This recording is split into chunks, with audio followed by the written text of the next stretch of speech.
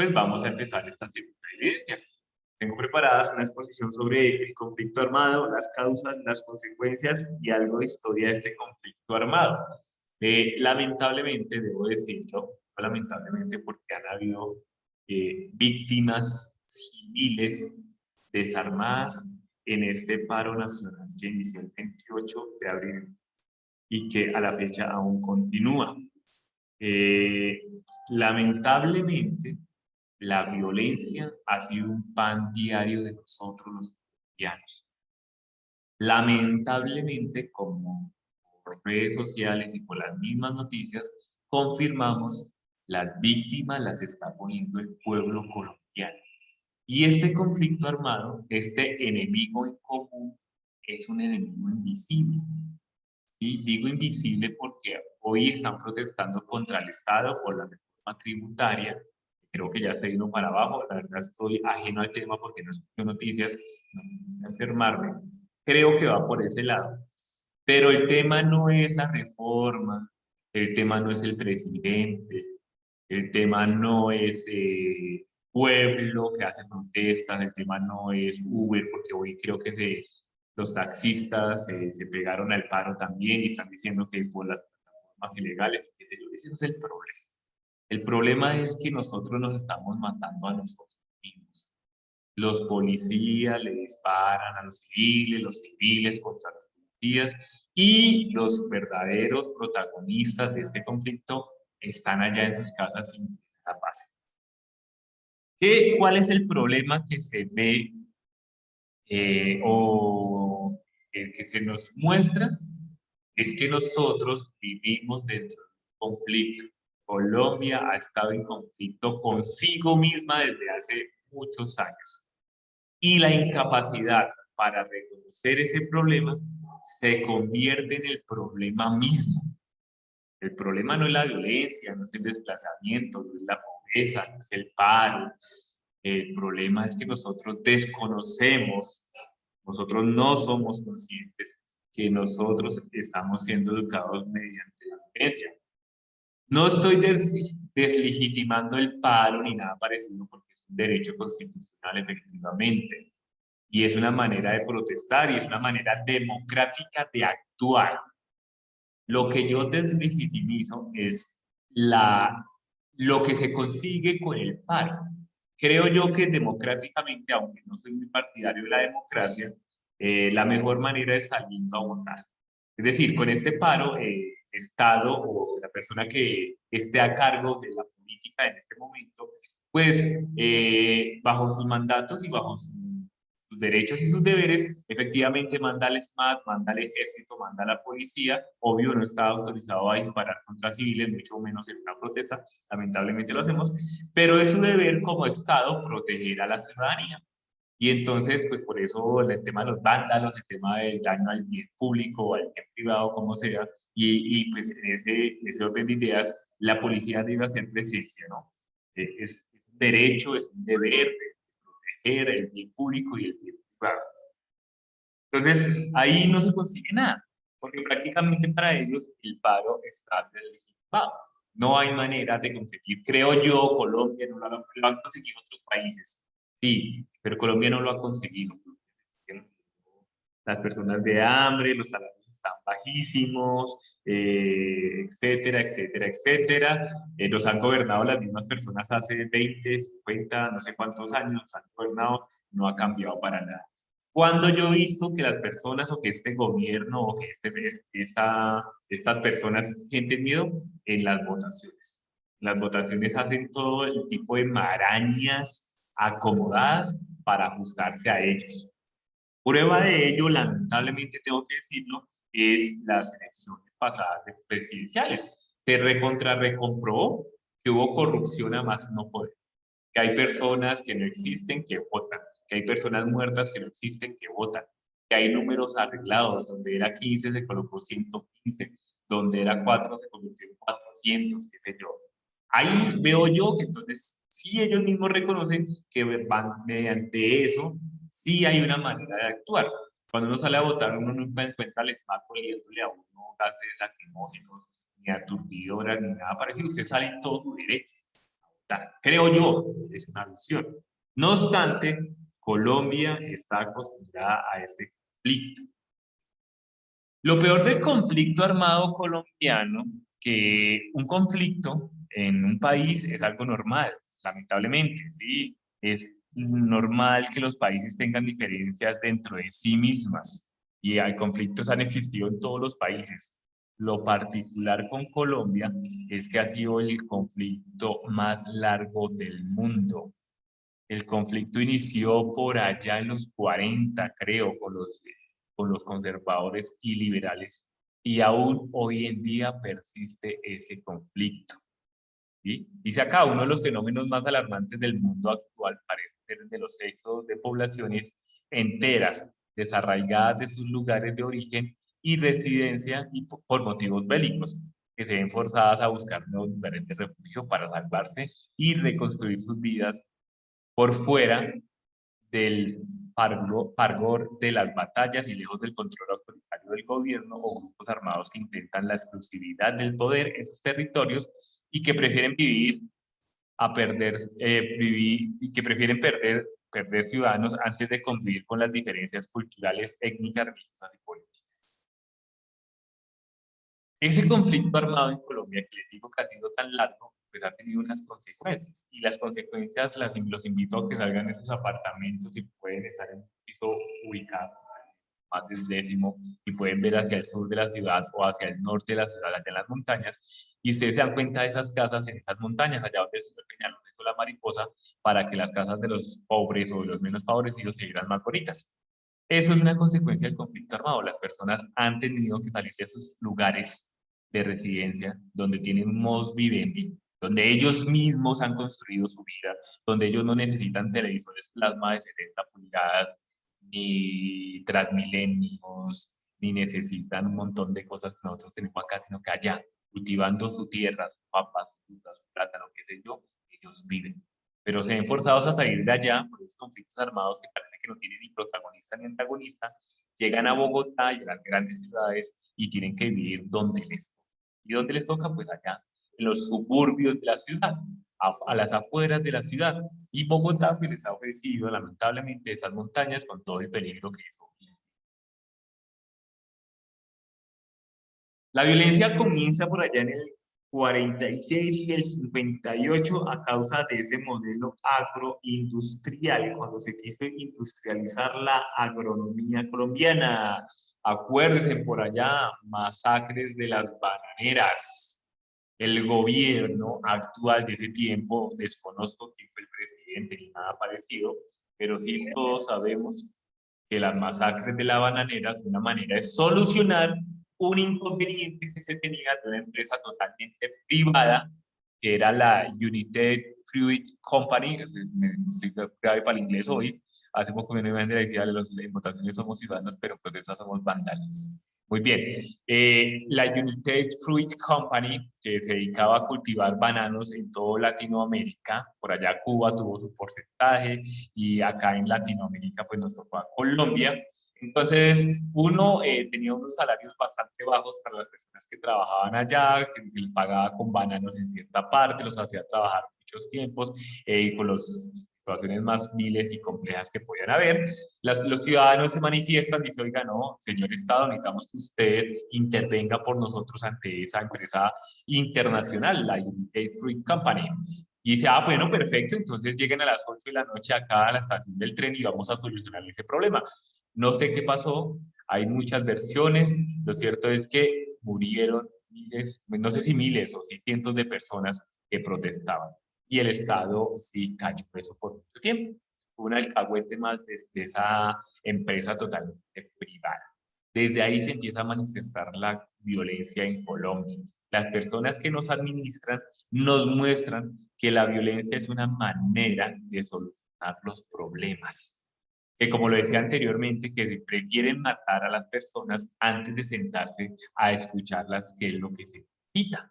Prefieren mandar el SMAT, mandar personas armadas con armas de corto y largo alcance, como lo ven ustedes por allá en las imágenes, antes de decir, oiga, un momento, no más, listo, sigan en el paro, pero necesito sentarme, ¿qué es lo que pasa? ¿Qué es lo que pasa con esa reforma? Si es lo de la reforma, o es lo del IVA, o es lo del 4 por mil, o soy yo, o somos todos. No. Allá acabémonos y después por allá uno renuncia, el otro no renuncia, bueno, qué sé yo. ¿Sí? Pero la violencia ha sido nuestra manera de solucionar las cosas. No quiero echarle la culpa a nadie porque también, como lo vamos a ver más adelante, no solamente el Estado ha sido un culpable estable. En los años 80 y los años 90, el conflicto armado interno, narcotráfico y violencia generalizada. Pero antes de este conflicto armado, nos encontramos, y si sus papás son conscientes de eso, de un conflicto entre los rojos y los azules, conservadores y liberales. Surge por dos visiones diferentes de cómo administrar el país, una bastante liberal, donde se quería liberar, creo que el tema de la iglesia versus la política, y la otra conservadora, pues también con sus visiones bastante armadas, argumentadas sobre cómo administrar un país, pero a raíz de esas diferencias de esos políticos que administraban el país en ese momento, los ciudadanos se empiezan a convertir en enemigos unos entre otros. Y mientras los señores conservadores y liberales políticos de acá de Bogotá se sentaban a debatir sobre sus diferencias tomándose un aguardiente, no sé si ustedes conozcan el término de vamos a tomar onces, surge de ese tipo de cosas, de esa práctica que tenían los cachacos antiguos, donde en lugar de decir vamos a tomarnos un aguardientico, decían vamos a tomarnos las 11 letras que conforman la palabra aguardiente. Un dato novedoso ahí para que sea el centro de atención en una fiesta. Bueno, ellos se sentaban acá a tomarse esas 11 letras del aguardiente, mientras los campesinos se desplazaban a machete por allá en el llano y por allá en los campos, porque unos eran conservadores y otros eran liberales. Allá están los godos, allá están los, no sé, los liberales, no quiero, bueno, no me acuerdo cómo era el tema, y llegaban y mataban familias enteras. Mismos campesinos, el mismo pueblo se mataba entre ellos por una visión política de personas que acá estaban tomando cafecito y tomando aguardiente en plena plaza de Bolívar. Y eso repercutió también en un problema bastante complejo acá en la ciudad. Eso éramos enemigos uno de los otros, conservadores, liberales, la suya, la mía, izquierda, bueno, no sé. Ahí empieza el conflicto. Luego viene un conflicto armado interno cuando aparece el narcotráfico. ¿Sí? Ese narcotráfico generalizó la violencia. Pero ya teníamos el problema violento de acá interno, después de esa parte de política de conservadores y liberales, nace por allá las primeras guerrillas, en respuesta a que el poder no era únicamente de conservadores y liberales, sino que se quería una visión más popular del asunto. Nacen por allá las primeras guerrillas, las FARC, el ELN, el M-19 vino a finales del 90, no mentira, al comienzo del 90, porque el 91 lo alcanzó a participar en la constituyente. Pero el problema es que con el nacimiento del narcotráfico se mezcla todo el mundo. El narcotráfico es el enemigo común y entonces hay al que hay que matar, al que hay que señalar, al que hay que juzgar, y ese narcotráfico se convierte también a la par, nos convierte a todos en enemigos de él. Entonces bombas de Pablo Escobar por aquí, bombas de Pablo Escobar por allá, la plata que del Estado se convierte en la plata contra la guerra del narcotráfico, el narcotráfico se une con las guerrillas por allá, el narcotráfico se mete en manos en el Estado, por allá Pablito Escobar siendo concejal, congresista, que no me acuerdo que era yo, cuál fue el puesto Popopó, también unos militares apoyando el narcotráfico, ciertos políticos con sus figuras por allá apoyando el narcotráfico, y todo eso se entremezcla y todos somos enemigos de todos y hay una violencia en las calles. Los policías mueren por el plan pistón de Pablo Escobar, los ciudadanos mueren por las bombas de Pablo Escobar, los campesinos mueren por el ejército, por las guerrillas, etcétera, etcétera, etcétera. Se cruzan las guerras públicas con las confrontaciones privadas. Una guerra pública es esta de la guerrilla versus Estado. Una guerrilla no es mala. Piensen que el concepto guerrilla necesariamente tiene como ese ¿cómo lo llaman? Terrorista. No, una guerrilla es el pueblo que cree que mediante el uso de armas va a lograr el cambio que ellos merecen, que es más o menos lo que está pasando ahorita en la ciudad. Hay una guerra de guerrillas. Hay personas desarmadas totalmente camufladas en ciertos lugares peleando contra y personas muy bien armadas y respaldadas por el Estado. Esa es la guerra pública. guerrillas versus Estado. Pero se van a cruzar y se van a nublar con esas confrontaciones privadas, donde empieza el narcotráfico, que es mi negocio propio, que nada me interesa para mí si el país está bien o está mal, no, nada. Lo político, sí, porque lo político empieza a aparecer ahí bastante fuerte, porque entonces estoy en contra de las guerrillas, pero a favor del narcotráfico. La guerrilla se convierte en el enemigo público, mientras el narcotráfico no, o al narcotraficante sí, mientras yo narcotrafiqueo, etcétera, etcétera. Lo delincuencial y lo político ya no es diferenciado. Por ahí había un meme a finales del 2018 o 2019 que decía que iban a contratar a las nuevas personas que iban a administrar el país y decían, pues si usted no tiene su hoja de vida, traiga su última orden de captura. Por allá ya aparecía el señor Duque respaldado con un militar, un general, creo que está implicado con el tema de los falsos positivos. Y ahí está mezclado. No sé si es político, no sé si es delincuente, es político, pero es delincuente, no sé. La representación de intereses colectivos de todos nosotros con los intereses personales. ¿Estamos peleando por todos o estoy peleando solamente porque a mí me sirve esto? Que por ahí vienen a aparecer y a figurar bastante el tema de las autodefensas. La autodefensa era como otro tipo de guerrillas, un poquito más armadas, un poquito más militarmente estratégicas, pero se confundieron con unos intereses personales por allá y a ciertas personas les servía que cierta parte de la población del pueblo, mentira, de la tierra, del terreno colombiano, fuera despejado. Entonces esos paramilitares, esos grupos armados ilegales, se encargaron de despejar eso por allá, de desplazar a las personas y ciertas personas se quedaron con esos terrenos estratégicamente para narcotráfico o qué sé yo, pero ¿sí? Predominante entre lo económico que sacan partido de la confusión reinante. Entonces, acá apunta a lo económico de esa confusión en la que ustedes, niños, sus papás y yo no sabemos nada. O sea, como que miramos y decimos, yo miraba el tema de la reforma y decía, no creo que eso que dice que la reforma sea algo normal. O sea, en un presidente no va a salir a decirle a su pueblo que le va a cobrar hasta por ir al baño. No, pero se confunde por allá, digo, Duque no es culpable, pero a mí lo que me cae bien es una persona chévere, no sé, de pronto no era la persona ideal para administrar a Colombia, lo pusieron allá como a las malas y él está sufriendo una consecuencia que no viene bajo el gobierno de él, porque bajo el gobierno de Duque, sí, yo sé, sí, todo lo que ustedes quieran, pero el 4 por mil viene de hace 20 años. El IVA del 19% lo dejó el señor Juan Manuel Santos y el del 8% lo tenía ya por allá. Eso viene de hace rato, no es problema de Duque, creo yo, de este gobierno actual. De las personas que están administrando el país, que son bastante personales y que le apuntan bastante a lo económico, sí. Por allá la guerra contra los bancos del Grupo Aval, por allá las guerras contra esos contratistas y demás, ahí yo creo que hay un poquito más de razón.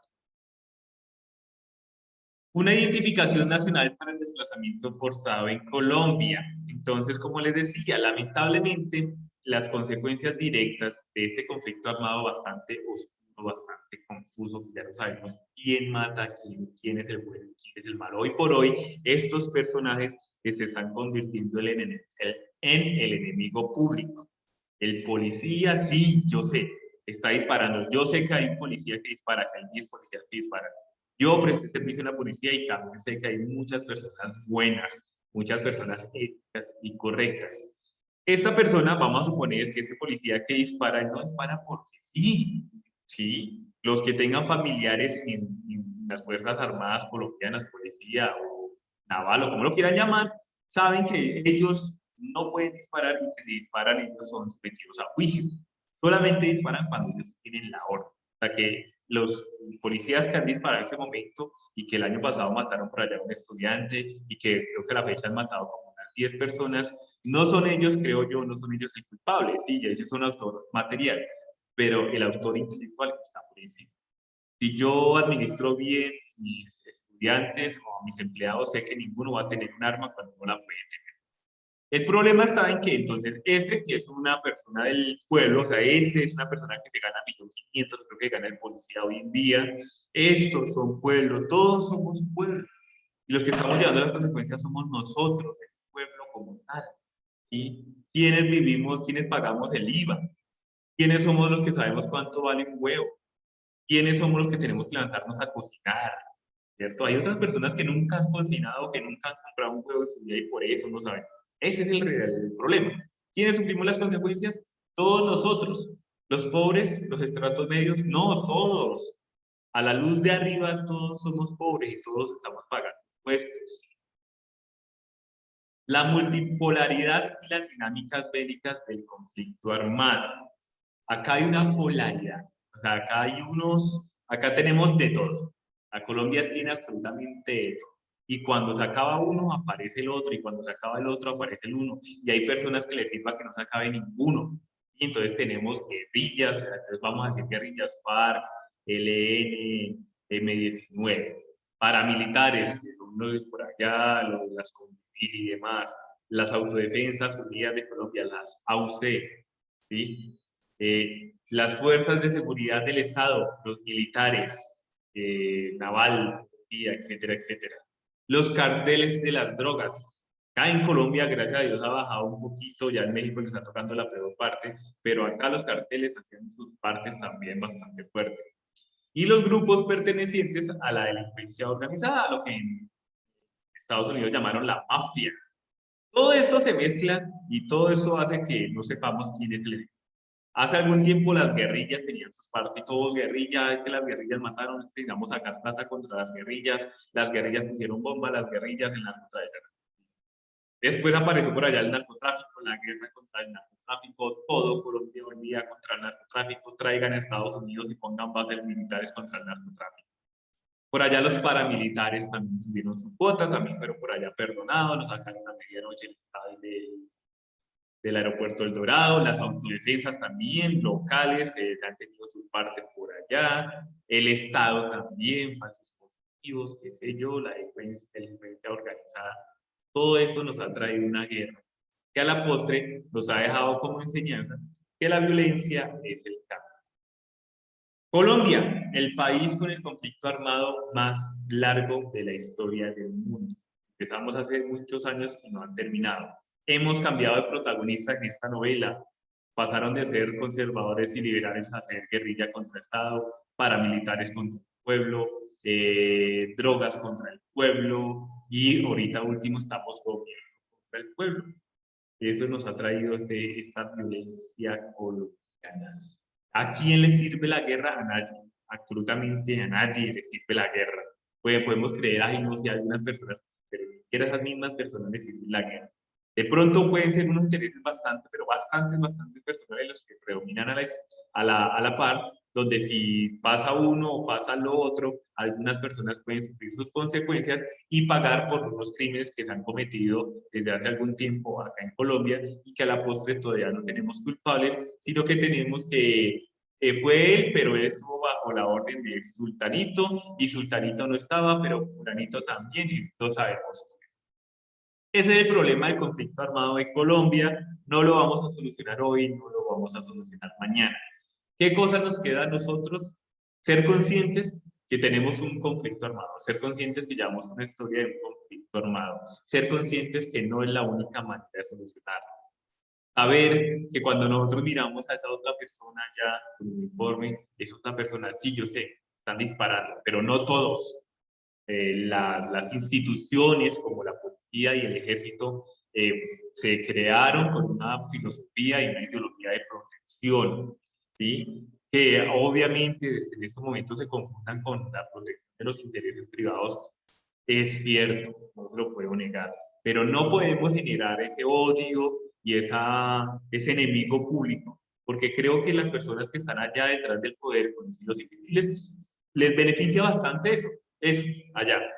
Todos contra los policías, y entonces los policías no les va a quedar otra cosa que salir a disparar, y perfecto, y entonces el tema del 4 por mil, el tema del IVA del 19%, que es de los más grandes del mundo, de la gasolina tan cara, se camuflan, y entonces el problema es que el policía es el enemigo, o que el pueblo, los niños que están matando hoy en día, los estudiantes que están matando, son el problema porque son vándalos, porque no dejan funcionar a Transmilenio, etcétera, etcétera. Tenemos que ser conscientes de que no, el enemigo no es la otra persona. Yo veía unos memes, unos videos muy bonitos, donde estaban como descansando en las protestas y le invitaban al SMAT gaseosa y unos sándwiches y decían, pues, una cosa no tiene que ver con la otra. Ustedes están protegiendo allá lo suyo, nosotros estamos reclamándolo nosotros, pero a los dos nos da hambre. Y así es la cosa. Como les digo, al SMAT y eso no sé cuánto les pagarán, pero creo que el salario no pasa a los 2 millones y esas personas que están protestando pues están en la misma, exactamente en la misma. Nosotros debemos que quitarnos la visión de que esos son los enemigos. Acá los enemigos no son los policías, ni los militares, ni los estudiantes, ni los que rayan, nada. No, no es el enemigo no es el extranjero que está viviendo en este momento en Colombia, no. No hay un enemigo, hay un problema que se tiene que solucionar y hay bastantes maneras de solucionarlo. Sería bonito que ese montón de gente que sale en estos días a protestar, ¿cierto? Allá por las noches y los días caminando y todo, también fueran conscientes en las votaciones y salieran a votar. Pues si ustedes creen, señor protestante, que el problema es este gobierno actual que está haciendo esto, pues entonces en las votaciones por favor salga y vote en contra de él. No puedo decir a favor de alguien porque sería muy complejo, pero vote en contra de él, ¿cierto? Y votar en contra de él es mirar la persona o las personas que no están bajo esa dinámica y creo que es una manera muy bonita. ¿Sí? Yo les decía, en las votaciones pasadas al actual presidente de Colombia lo eligieron solamente 10 millones de colombianos. O bueno, casi 10 millones porque hubo bastante corrupción. Pero el hecho es que sí es muy cierto que hubo al menos 30 millones de colombianos que se quedaron en la casa esperando que pasara lo que está pasando actualmente. Que tuviéramos los impuestos más caros del mundo, el IVA más alto del mundo, que tuviéramos el 4 por mil, que es una vaina que no existe en ninguna parte del mundo, que le pagáramos manejo de tarjeta por allá a un grupo bancario X. Eso pasa por no ser conscientes que ese domingo de las votaciones yo salgo bien bañadito, pero no se bañe, vayas en piñama como hacen algunos, pero vaya y vote y sea consciente cuando vote que la votación es un ejercicio público. No espere que las cosas se dañen para salir a decir, sí, es verdad que mataron a los niños, pero toca hacer eso. No, puede hacerlo por las buenas. No espere que su pareja le ponga los cachos para darse cuenta que está haciendo o no sé, o que usted podía cambiar X. No espere que su pareja se le vaya para darse cuenta que usted estaba cometiendo errores. Pues hágalo apenas puede, hágalo de la mejor manera. Listo, hasta aquí la clase, niños. No sé si tengan preguntas.